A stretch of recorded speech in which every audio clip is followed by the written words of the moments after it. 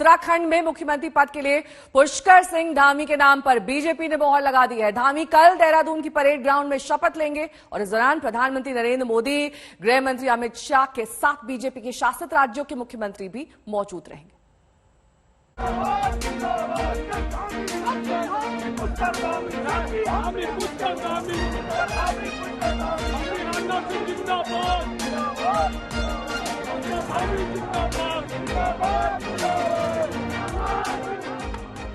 बैठक, मंथन और चर्चा के बाद उत्तराखंड में सीएम पद का जो चेहरा सामने आया वो है पुष्कर सिंह धामी का।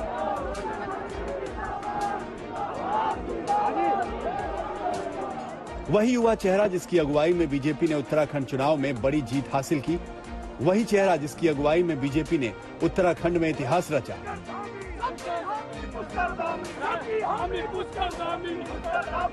आखिरकार बीजेपी ने फिर उसी चेहरे पर भरोसा जताया है। धामी का नाम फिर मुख्यमंत्री के लिए आगे बढ़ाया है।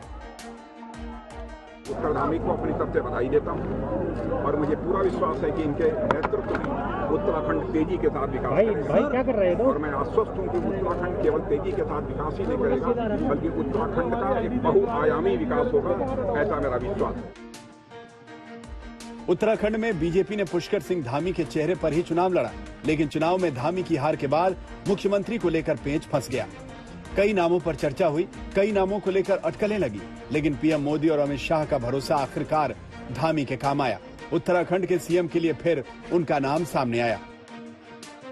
6 महीने तक सरकार चलाकर पुष्कर धामी ने इस उत्तराखंड में एक अपनी छाप छोड़ी है और यही कारण है भारतीय जहां तक मोदी जी का नेतृत्व केंद्र में और यहां पर पुष्कर धामी ने 6 महीने के अंदर जो अपनी छाप छोड़ी है उसका परिणाम इस चुनाव में स्पष्ट रूप से देखने को मिला।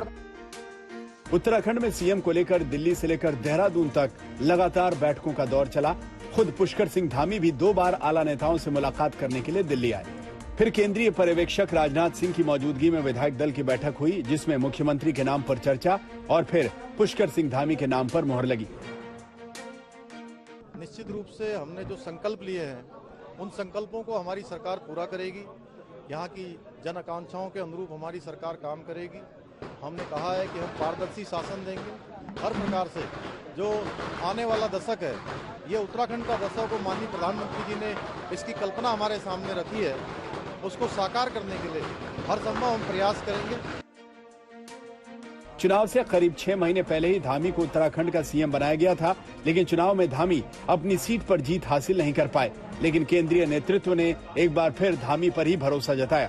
उत्तराखंड में उन्हें सत्ता का चेहरा बनाया गया है। देहरादून से दिलीप सिंह राठौड़ के साथ आज तक ब्यूरो।